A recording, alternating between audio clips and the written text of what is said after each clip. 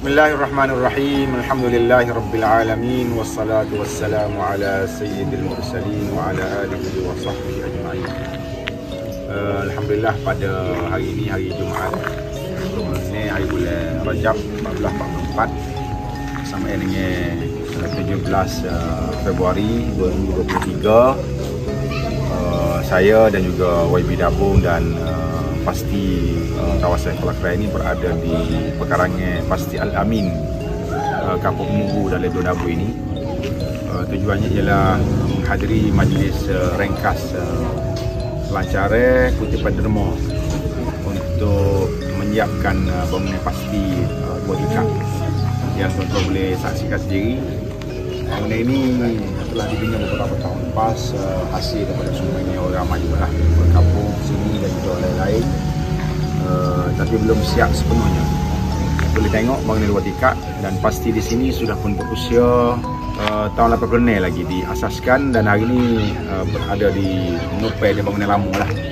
Dan insyaAllah target kita tahun ni kita nak siapkan juga bangunan Pasti ini yang anggarannya sebanyak 50,000 sahaja. Tak banyak, 50,000 ni untuk buah atap, cat, pendawaian, pintu, tanah dan semua sekali lah. Semua sekali untuk siap boleh guna. Comel, selesa untuk anak-anak kita di Mubu ini. InsyaAllah 50,000. Kalau lebih lagi tu boleh tambah lagi lah gapa-gapa aksesori lain. Termasuklah peralatan-peralatan lah sekali dengan meja, kursi. Target kita rasanya kita buh tile lalu lah dah. Kita buh masuk lalu baru comel sikit, baru selesa sikit insyaAllah. Jadi 50,000 tu anggaran asas. Kalau lebih tu lagi baiklah. Dan hari ni sambil-sambil kita berada di sini ni, kita telah pun dapat jumlah yang agak baiklah. Daripada MP Kelantan sebanyak 20,000, daripada ahli-ahli yang berhormat kita ni 1,000. Jadi ada dah lebih kurang dalam 25,000 pada hari ni. Nak laginya daripada penderma sekitar 25-30,000 lagi insyaAllah. Jadi Sdn Molek tu boleh sampai pula, teruskan lagi derma. Bulan Ramadan pula lagi, hak mana derma dah tu derma lagi insyaAllah.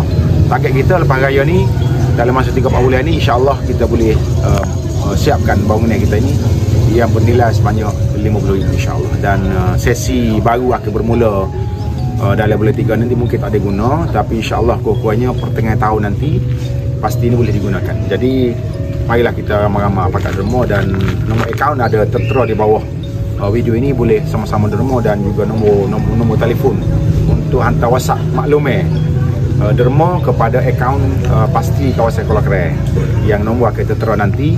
Dan sudah pasti kita tahu belakalah, derma ni adalah perkara yang amal jariah kita. Nabi kita sebut, idza mata ibnu Adam, bila mati seorang manusia itu, inqata'an wa amalu illa min salat, putus segala hubungan kecuali 3.